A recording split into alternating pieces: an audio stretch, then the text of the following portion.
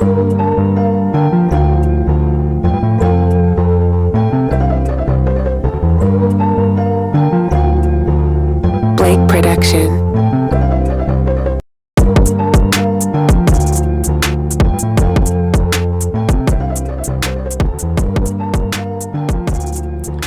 What's going on, squad? We're looking at Glxy Digital Holdings here. We're on the weekly time frame. Unfortunately, we're breaking below this 8 EMA again. So we look here, we can't seem to get that strong close and hold above this 8 EMA. And that is crucial for a stock's momentum and in terms of the trends.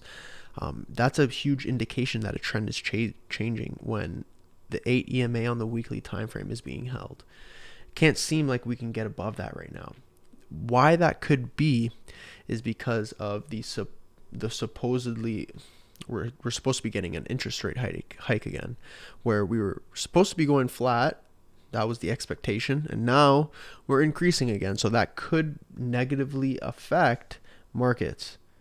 From just a common sense perspective, with interest rates rising and inflation also rising, people just have less money to spend on investments. People are paying way more for rent, mortgage, food, basic living, right?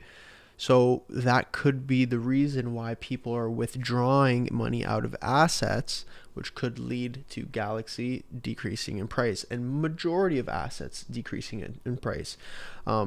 You'll probably notice that the more volatile the asset, so the crypto space, right? Very volatile. You'll probably see money leaving those first because they are more speculative. They are way more uncertain than others. Let's say like AMD, right? AMD is a lot stronger looking compared to Glxy because it's probably a lot stronger and reliable of a stock. So when you see this down, right, 65%, again, the stocks have nothing to do with each other. I'm just trying to make sense of why this isn't making any movements versus down 91%, right? It's a lot more speculative to be investing in crypto than it is to be in semiconductor chips that are absolutely never going to go away. Where although crypto might not go away either and Bitcoin might not go away either, it is still like just talk to the people at your workplace what they think about crypto. Like it's a very the average person doesn't have any knowledge on crypto. They think it's going to zero, which is why we could be seeing a prolonged period of time where these Bitcoin related assets are just absolutely getting shredded, right? We thought a few weeks back, mid-February, we were going to get a large rampant increase in price and finally break out of this falling wedge pattern. But we haven't had any follow through and essentially gave back all those gains from that 440 price to 580 all the way back. And it looks like we could potentially be falling lower into this falling wedge pattern, right? So if we were to continue downward and to touch this lower trend line here, that would be around the 250 range. Things getting tighter in that area before we'd get a move. Again, we also have to be paying attention to the possibility that we just go sideways for the rest of 2023, right?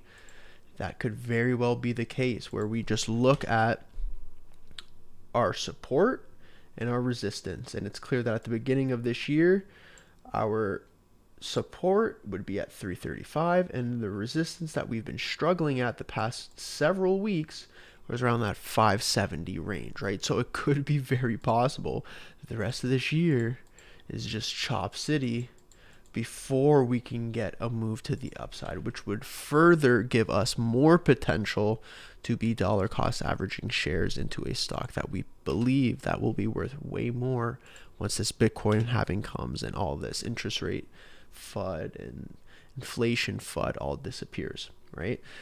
Major thing for Glxy, what we have to pay attention to. This is absolutely major.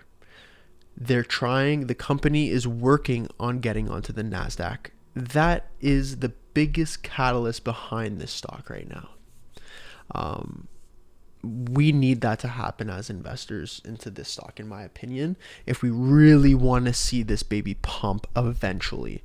NASDAQ will bring so much more eyes and money into the stock, and that's just common sense, really. It's a way larger market versus the TSX, right? We're on the TSX right now. It's very tiny.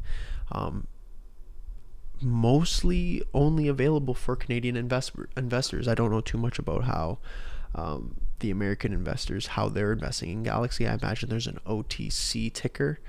But right now, mostly Canadians are only exposed to this. We need more eyes on Glxy. So there's a bunch of different catalysts as well. Crypto Twitter is beautiful for giving out a bunch of news related to Glxy. But overall, I'm still kind of bullish on this name, believe it or not. I don't know if that sounds absolutely ridiculous, but if they're giving me a potential another, let's say, year, the rest of this year, to accumulate shares of this stock, I'm happy with that, man. I am completely cool with that. Because my plan is the Bitcoin halving. And again, right, we have a large gap up here above on the weekly time frame. Let's say we get back into that range some point in 2024, right around this area. There's a potential like 4x from here, then 3x. So I think that's a massive opportunity. Plus the NASDAQ potential. There's a lot of catalysts to this name. I'm definitely not bearish on it. I'm just trying to come up with realistic outlooks that could potentially be coming for this name. Again, last thing before I go, major thing to change this name would be a weekly 8 EMA hold, and to continue staying put into this range. Now that we look back, we need to stay above this $3 zone. That's the resistance level back in 2018. That needs to act as support if we want to see this stock continue like an overall upward trend, where we have a very low, we break up high, wave 2, right? Wave 1, wave 2. To start a wave 3, it has to be higher than this wave 1, the lowest part of the wave 1, if that makes sense. So that's the breakdown here, guys. Easy.